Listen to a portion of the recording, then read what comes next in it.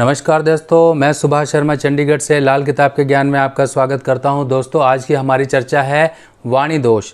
कई लोगों को आपने देखा होगा उनकी ज़ुबान थुलथुलाती है या हकलापन आ जाता है या वो ब्रेक ले लेके बात करते हैं। कई बार आपने देखा होगा कि कई लोगों की ज़ुबान ऐसी होती है कि एक जिसे हम कहते हैं कर्कश वाणी, बहुत ही जहरीली ज़ुबान होती है और कईयों की बहुत मीठी ज़ुबान होती है, आकर्षित होती है, आपको उनकी ज़ुबान आकर्षित करती है।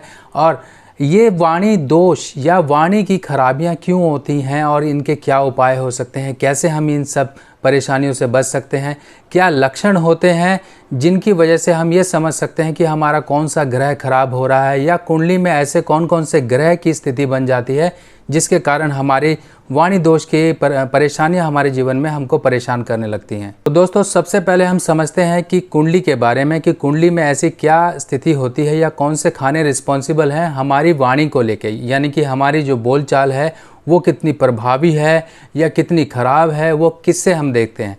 सबसे पहले हम देखते हैं खाना नंबर 2 को और खाना नंबर 8 को। कई बार इसमें खाना नंबर 6 भी शामिल होता है। अगर खाना नंबर 6 में शनि है या खाना नंबर 8 में शनि है, तब इस केस में भी इंसान की वाणी कई बार कर्कश हो जाती है, कई बार बहुत तीखी वाणी होती है। कई लोगों को आपने देखा होगा बहुत जल्दी जल्दी बोलते हैं, उनकी बोलने की स्पीड बहुत तेज़ होती है। कई बार आपने देखा होगा बहुत स्लो बोलते हैं, जैसे कोई नेता हो बहुत सोच के बोल रहा है, या फिर आप उनकी बातें सुन कर ही बोर हो जाते हैं। कई बार आपने देखा होगा कई लोगों को हकलाने की आदत होती है, कई लोग हकलाते हैं, यानी कि हो सकता है कि उनकी ये हकलाने की आदत बचपन से हो सकता है कि बचपन के बाद कुछ समय ऐसा आया हो तो उनको हकलाने की आदत पड़ गई। कई लोग तोतले होते हैं। देखिए, तोतलापन यानी कि ज़ुबान में एक ऐसा नुक्स आ जाता है कि एक तो ये होता है कि उम्र के साथ किसी का तोतलापन होता है, यानी कि छोटे बच्चे होते हैं वो अगर तुतलाते हैं तो वो अच्छे लगते हैं, पर अगर कोई बड़ा व्यक्ति तुतलाए तो उस केस में उसका मजाक ही उड़ाया जाता है और उसकी वाणी किसी काम की नहीं रहती। यानी कि वो बोलता जो भी है लोगों के सामने, ना तो उसको कोई सीरियस लेता है, ना ही वो ढंग से अपनी बातों को एक्सप्रेस कर पाता है। हमें सबसे पहले समझना है कि इस प्रॉब्लम के पीछे ग्रह कौन सा रिस्पॉन्सिबल है। देखिए दोस्तों, जैसा कि हम जानते हैं कि बुध ग्रह एक ऐसा ग्रह है जो किसी भी ग्रह के साथ आ जाए या किसी भी परिस्थिति में आ जाए तो वो वैसा ही बर्ताव करने लगता है। अब अगर हम तोतलेपन की या हकलाने की बात को समझें तो कई बार आपने देखा होगा कि कोई व्यक्ति अगर स्कूल टाइम में है, अगर उसकी क्लास में कोई बच्चा ऐसा है जो तुतलाता है या हकलाता है, तो उसको देख के या फिर उसको चिढ़ाने के चक्कर में उसकी ही आदत उसको लग जाती है। या फिर घर में या फैमिली में या अड़ोस पड़ोस में कोई ऐसा है जो तुतलाता या हकलाता है, अगर उसको कोई व्यक्ति अगर छेड़ता है या उसको चिढ़ाता है उसकी नकल उतार कर, तब कई बार वही तकलीफ़ उसको हो जाती है खुद को। ये क्यों होता है? सबसे पहले तो हमने ये समझा कि बुध एक ऐसा ग्रह है जो कि कॉपी कैट है, यानी कि जिस ग्रह के साथ होगा, जिस परिस्थिति में होगा, वो वैसा ही बर्ताव करने लगता है। अब कुंडली में अगर आपका बुध मंदा है, यानी कि बुध मान लीजिए बुध केतु के साथ है, बुध मंगल के साथ है, बुध राहु के साथ है, या बुध खाना नंबर 8 में है और खाना नंबर 2 में अगर बुध किसी मंदे ग्रह के साथ आ गया, तब इस केस में ये आपकी वाणी दोष क्रिएट कर देता है। यानी कि आपकी वाणी पर किस तरह की प्रॉब्लम आएगी वो डिपेंड करता है कि कुंडली में बुध कितनी स्थिति तक खराब है, उसकी स्थिति क्या है कुंडली में। हम बात करेंगे अपने वाणी दोष यानी कि ज़ुबान को सही रखने के उपायों के बारे में। और लक्षण तो आपको पता ही लग गए हैं कि मान लीजिए बुध खराब हो गया तो ये ज़ुबान को खराबियां देगा। ज़ुबान के साथ साथ कई बार दांतों की खराबियां देता है, कई बार नसों और नाड़ियों की खराबियां देता है, कई बार बहन बुआ मौसी, ये जो फीमेल हमारे परिवार की होती हैं, इनको परेशानियां देता है। तो यहाँ से आप समझ सकते हैं कि बुध हमारा मंदा है और 17, 28 और 34वें वर्ष में मंदा बुध अपने असर ज़रूर जाहिर करता है, चाहे वो आर्थिक, चाहे मानसिक या शारीरिक। या तो हमारे घर की फीमेल्स को परेशान करेगा, उनके दुखों को बढ़ाएगा, बहुत से कारण ये ऐसे क्रिएट कर देता है। अब अगर किसी की वाणी खराब हो तो इस केस में सबसे पहला असर तो उस व्यक्ति के ऊपर ही पड़ता है, उसकी मानसिक स्थिति पर पड़ता है।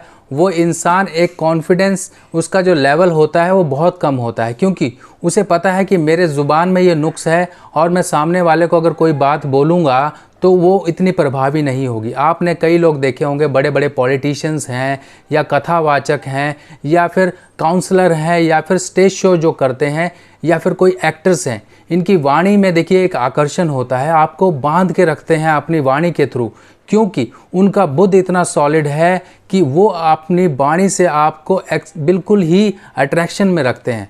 अब यही वाणी अगर किसी बिजनेसमैन की ख़राब हो जाए, वो बिज़नेस करता है और उसकी वाणी अगर ख़राब हो, उसकी बोलचाल ही इतनी इम्प्रेसिव या अट्रैक्टिव ना हो, तो आप अंदाज़ा लगा लीजिए क्या वो धंधा कर पाएगा, क्या वो सामने अपने क्लाइंट्स को अट्रैक्ट कर पाएगा? नहीं कर पाएगा, क्योंकि उसका धंधा ही बिजनेस से, जो वाणी है बिजनेस ही उसका वाणी और बुद्ध रिप्रेजेंट करता है। अगर मान लीजिए बुद्ध ही खराब होगा तो बिजनेस उसका इतना काम का नहीं रहेगा, ना तो वो क्लाइंट्स को अट्रैक्ट कर पाएगा, ना ही वो अपनी सेल बढ़ा पाएगा, ना ही वो अपना ग्रो कर पाएगा बिजनेस की लाइन में।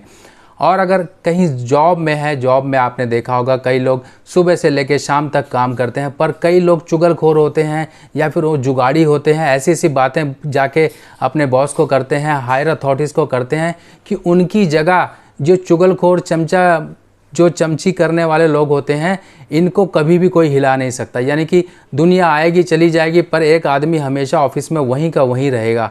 क्यों रहेगा? क्योंकि उसकी वाणी में ही इतना वो है कि सामने वाले को भरोसे में उसने बांध रखा है, अपने बॉस को भरोसे में बांध रखा, उसका ये बिल्कुल भरोसेमंद आदमी होता है। तो ये वाणी ही है कि आपका लोगों के बीच में भरोसा स्थापित करती है, उनको आपके साथ जोड़ के रखती है। अब वाणी कई बार देखिए बच्चों की भी है, बड़ों की भी है, किसी की भी है। कईयों की ज़ुबान में थुलथुलापन आ जाता है, उसकी ज़ुबान जैसे एक बुढ़ापे में एक ज़ुबान हो जाती है। कई बार आपने देखा होगा जवानी में ही इंसान अपनी ज़ुबान के नुक्स से परेशान हो जाता है। जब बुद्ध मंदा हो जाएगा तब इस केस में इंसान ज़ुबान को लेकर परेशानियाँ झेलेगा ही झेलेगा।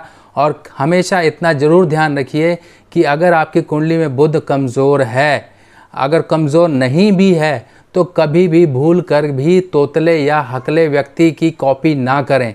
अगर आप ये करेंगे और बार बार रिपीट करेंगे तो एक ना एक दिन आप ज़रूर वो बन जाओगे। अब तोतले या हकले से देखिए कई बार तो ये बातें सुनने में बहुत मज़ेदार लगती हैं कि आपके सामने कोई तोतला आ गया या हकला आ गया। एक तोतले और हकले की कहानी सुना देता हूँ। एक बार एक गाँव में नाका लगा हुआ था, पुलिस का नाका लगा हुआ था, बैरिकेड लगा हुआ था। वहाँ पर लोग, पुलिस को शिकायत थी कि यहाँ से कोई ड्रग्स वगैरह तस्करी होती है, कुछ होती है। तो एक हमारे पंडित जी जा रहे थे झोला लेकर, तो पुलिस वालों ने पूछा, हाँ भाई साहब क्या है झोले में? तो पंडित जी बोले बताते हैं। तो पंडित जी थोड़ा और आगे चले गए। पुलिस वालों ने बोला, अरे आपको बोला रुकने के लिए और ये बताओ क्या है झोले में? तो पंडित जी फिर बोले, अरे कुछ नहीं, बताते हैं। तो फिर थोड़ा आगे चले गए। तो पुलिस वालों को शक हुआ, उनको लगा कि कुछ ना कुछ है और ये आदमी आगे आगे भाग रहा है, इसको पकड़ो। जैसे ही उसको पकड़ा, उसके थैले को खोल के देखा पंडित जी के, तो उसमें बताशे थे। यानी कि वो बताशों को बताते बताते बोल रहे थे। तो ये कन्फ्यूजन्स क्रिएट हो जाती हैं। तो ये ज़ुबान कहाँ पर आपको फंसवा दे, कहाँ पर आपके लिए मुसीबतें खड़ी कर दे, कोई पता नहीं होता। इसीलिए बुद्ध को सर्वशक्तिमान कहा गया है, क्योंकि आपकी ज़ुबान से बड़ी कोई ताकत नहीं है। एक सिंपल सी बात, एक लॉजिक समझ के रखिए, ज़ुबान ही जिसमें कोई हड्डी नहीं है पर आपके शरीर की सारी हड्डियां तोड़वा सकती है। और साथ ही साथ ज़ुबान एक इतनी ताकत है कि चाहे तो आपके गले में फूलों की माला डलवा दे या फिर जूतों का हार डलवा दे। यानी कि आपने किसी से पंगा ले लिया, आपने किसी से गलत शब्द बोल दिए, झगड़ा हो गया, आपकी थू थू हो गई, आपकी सब मिट्टी पलीत हो गई। ये ज़ुबान ही है, ज़ुबान ही आपको अर्श पर पहुंचाती है, चाहे फर्श पे लाके पटक दे। तो मंदे बुद्ध वाला व्यक्ति सबसे पहले तो गोल गोल चीज़ों का कलेक्शन करने का आदी होगा। घर में पेन इकट्ठे कर रखे होंगे, खाली बर्तन पड़े होंगे और छत गंदी होगी, या घर में मनी प्लांट लगे होंगे, घर में पक्षी रखे होंगे। ये सब चीज़ें वो घर में करता है। कई बार तो म्यूज़िकल इंस्ट्रूमेंट्स तक घर में पड़े होते हैं, दीवारों पर उनके गिटार टंगे होते हैं। चाहे बजाना ना आता हो पर दीवार पर टांग लेंगे, ऐसे कि पता नहीं कितने बड़े म्यूजिशियन हैं। और मंदे बुद्ध वाला व्यक्ति तो अपने ऑफिस से फ़ोटोकॉपी कर करके कागज़ घर पे भी लाता है। यानी कि दूसरी जगह से, अच्छा एक कागज़ देना जरा, कुछ लिखा, जेब में रखा और घर ले आया। घर में देखो तो उसके बटुए में इतने सारे कागज़ पड़े होंगे, चाहे रुपया एक ना हो, और इतने सारे पैसे की जगह उसने कागज़ इकट्ठे कर रखे होंगे। ये भी मंदे बुद्ध की निशानी है। और मंदे बुद्ध की निशानी यानी कि बटुआ जो कि आप पीछे पॉकेट में रखते हैं, ये खाना नंबर 8 से देखा जाता है। और खाना नंबर 8 में आपने बुद्ध को कागज़ों के रूप में इकट्ठा कर रखा है। तो ये आदत अपनी हटाइए, अपने बटुए को खाली रखिए भाई साहब, उसमें पैसे रखिए, अगर रखने हैं तो ये कागज़ रद्दी मत रखिए। ये मंदे बुद्ध को और मंदा करता है और भी परेशानियां आपके लिए क्रिएट करता है। तो सबसे पहले बताई हुई हिदायतों का पालन करिए, अपनी छत को साफ रखिए, घर में मटके या खाली बर्तन जो पुराने यूज़ में नहीं है, खाली पड़े हुए, उनमें कुछ ना कुछ डाल के रखिए। और एक बार आप देखिए कि हाँ किस तरीके से आप पक्षियों को मूंग दाल, ये जो मूंग साबुत होती है वो आप पक्षियों को डाल सकते हैं। यहाँ पर एक करेक्शन मैं आपको कर दूं, कई लोग ये गलती करते हैं, मूंग तो भिगाई और जाके छत पे डाल दी। ये छत पे डालने वाला काम ना करिए, बाहर जाके आप थोड़ा सा देखिए कहीं पर डालिए, पर छत पे भूल कर भी मत डालिए। अगर आपको लगता है कहीं आप फ्लैट वगैरह में हैं तो एक डंडे पर आप बर्तन बांध लीजिए, कोई कटोरा बांध लीजिए, उसमें डालिए और डंडा बाहर को लटका दीजिए, ये भी कर सकते हैं। नहीं तो सुबह शाम सैर पर निकलिए और डाल दीजिए, जैसे आपको सही लगे, जैसे सूटेबल लगे, पर अपनी छत पे मत डालिए। चाहे वो घर है, चाहे वो फ्लैट है, चाहे कुछ भी है, बाहर जाके डालिए। पक्षी यानी कि बुद्ध यानी कि अगर मान लीजिए आपकी छत जो है खाना नंबर 12 है, खाना नंबर 12 का बुद्ध मंदा होता है और इस केस में छत पर नहीं डालना चाहिए, छत को छोड़ के कहीं भी डालिए। अब इसके बाद आप अपने दांतों का ख्याल रखिए। दांत अगर आपके ख़राब हो रहे हैं तो डेंटिस्ट को रेगुलर चेकअप कराइए। अगर आप गुटखा पान मसाला ये सब खाते हैं तो थोड़ा सा ध्यान रखिए, दांत आपके बुद्ध हैं, अगर जितना मंदा करोगे उतना ही ज़ुबान की खराबियाँ होंगी। अगर ज़ुबान की खराबियाँ नहीं होंगी तो इसका जहर आपके परिवार में दूसरे तरीके से निकलेगा, आपकी लाइफ में दूसरे तरीके से बुद्ध ये जहर उगलेगा। तो इसीलिए ये बुद्ध को सही रखना ज़रूरी है। अगर आप फिटकरी से दांत साफ़ कर सकते हो तो फिटकरी से दांत साफ़ करिए और छोटी उंगली में स्टील का छल्ला पहन के रखिए। अगर बुध खाना नंबर 12 में है या खाना नंबर 4 में है तो वर्ष में एक बार खाली मटकी ढक्कन सहित बुधवार के दिन जलप्रवाह करके आइए। अगर बुध को और सही करना है तो छेद वाला तांबे का पैसा 43 डेज़ आप जल प्रवाह करिए। जल प्रवाह नहीं कर सकते हैं तो मंदिर के गले में डाल के आइए।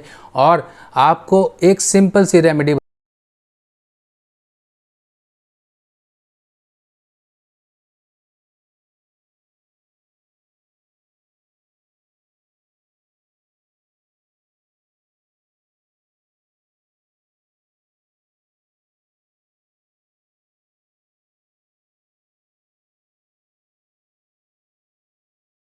अब जिनकी ज़ुबान में खराबियां आती हैं उसका सबसे पहला सिंपल सा एक तरीका यह है, आप पानी पीजिए और अपनी ज़ुबान को अंदर ही अंदर घुमाते रहिए। ये 2-3 मिनट तक आप घुमाते रहिए, यानी कि सेल्फ प्रैक्टिसेस आपको ज़रूरी हैं अपनी ज़ुबान को सही करने के लिए। और अगर मान लीजिए बच्चे तुतलाते हैं, बच्चे मान लीजिए वो बड़े हो रहे हैं और उनकी तुतलाहटपन या हकलाहटपन सही नहीं हो रहा है तो आप काली मिर्ची लीजिए, एक काली मिर्ची लीजिए, उसको पीसिए, पीस कर उसमें शहद लगाइए और बच्चे को रोज़ाना चटाइए।